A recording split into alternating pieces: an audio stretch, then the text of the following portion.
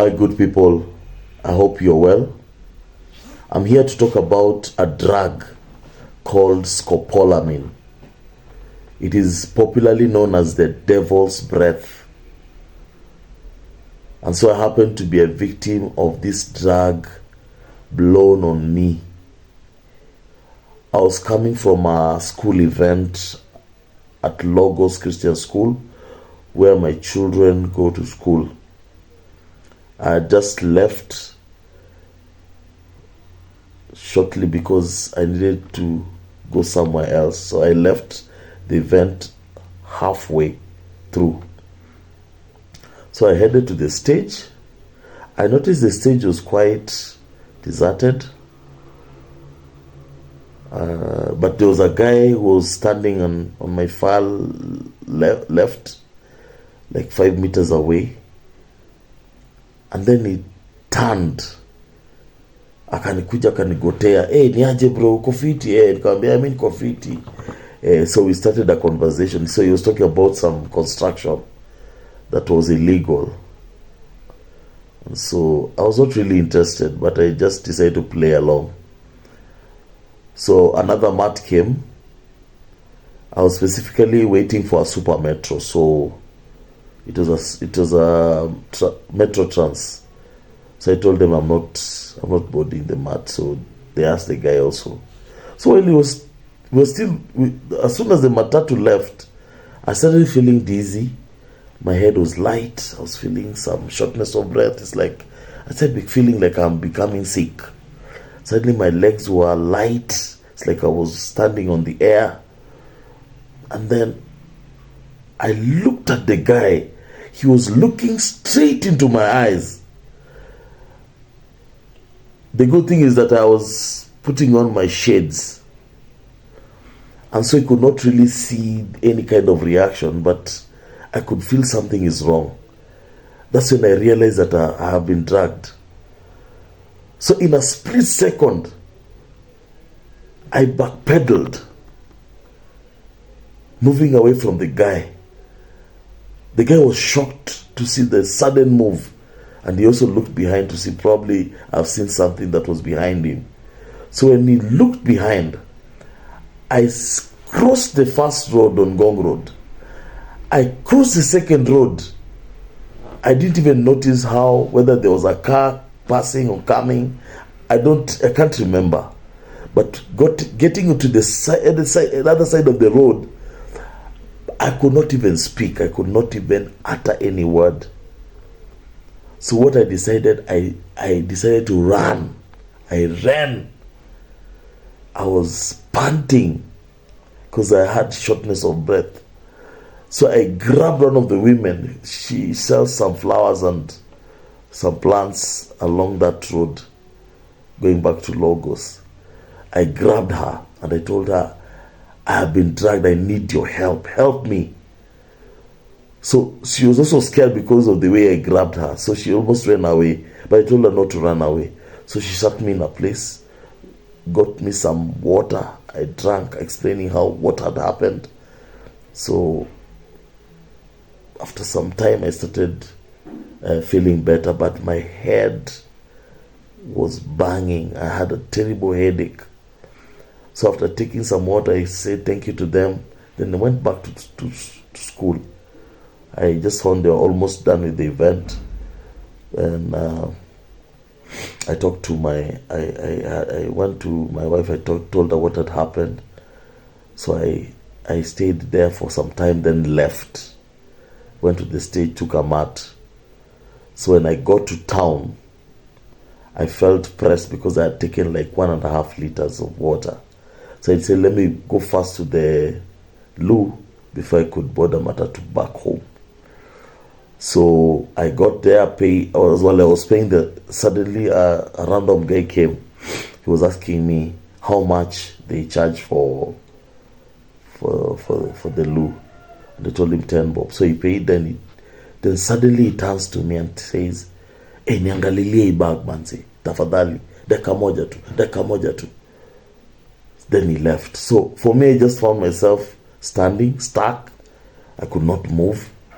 I'm wondering, how does this guy just leave a box with me. He doesn't even know me. I don't know him. How could he just trust me? That's when I realized I have been dragged again, because I felt the dizziness coming again very strongly. So in a split second, I just ran for my life. I mingled into people and disappeared. And I found my way to the stage and got into a mat, just hid somewhere, just waiting. Hopefully that no one is following me from behind. And then I called my wife. I told us it has happened again. So I just got home. So guess what? Surprise, surprise. 1 week later, it happened again. I was going with my friend. We were attending an expo at KICC. So they were showcasing food, a few things here and there. And so as soon as we went we did our round, we got to a place. There's a farmer's choice. They was also showcasing their things. We bought some hot dog and we sat somewhere. They had put some tables for people to just hang out while the expo is going on. So we ate, talked, we had a catch up. So while we were talking, the lady just comes also with some mishikaki, and she was eating. She sat, asked us if she could join us. So she sat there. So while we were talking, she interrupts the conversation and says to my friend, "I've seen you somewhere. Are you a media personality?" So my friend says no. Then she asks him, do you work with the young people? Then surprisingly, my friend is a youth pastor. So he says yes. So he asked him, do you work with millennials? Do you work with Gen Zs? He said all of them. Then he turns to me and says, what do you do? I said, I'm also a church minister. So I asked her, what do you do?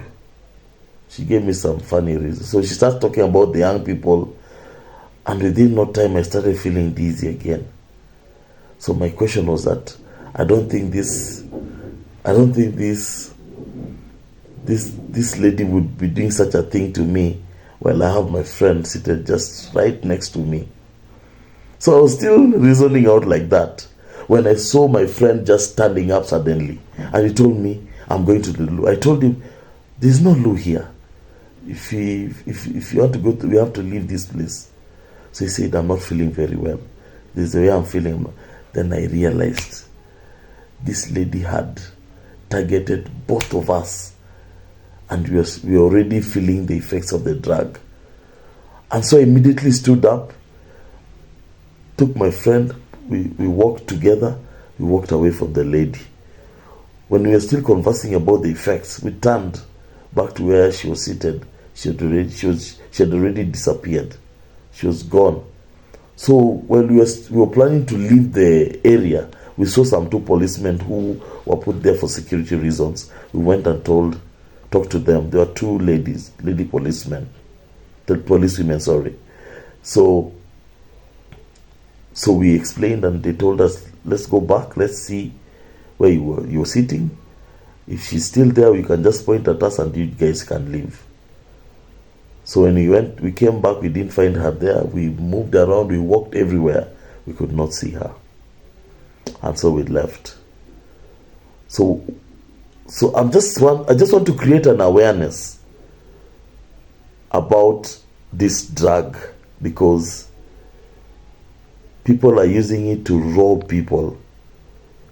And that drug takes away your consciousness. You will give your passwords, you'll give your phone details, you'll give everything. They'll take away your M-Pesa, everything about you. They'll take your phones and everything. If you have an ATM card, they'll take you to your ATM. You'll draw the money yourself and give it to them. By the time the drug comes out, or rather, you come back to your consciousness, you find yourself with nothing totally. They can even go to your house and you'll remove everything from your house. That's the effect of the drug. I will drop on the comment section a link. It's a documentary that talks about that particular drug.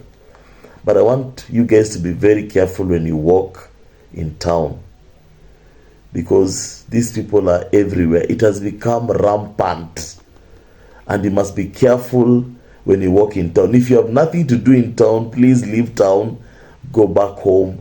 Don't stand idling or waiting for somebody somewhere. These people they take advantage of such people who just sit around or stand around the streets in Nairobi, and they'll take away everything from you. So please be careful and stay safe. God bless you. What it is: chemical name, scopolamine, also called hyoscine sauce, extracted from plants such as Brugmansia, angel's trumpet, and datura. Medical uses: in tiny controlled doses. Doctors prescribe it for motion sickness, postoperative nausea, and as a pre-anesthetic sedative. Why it's called the devil's breath.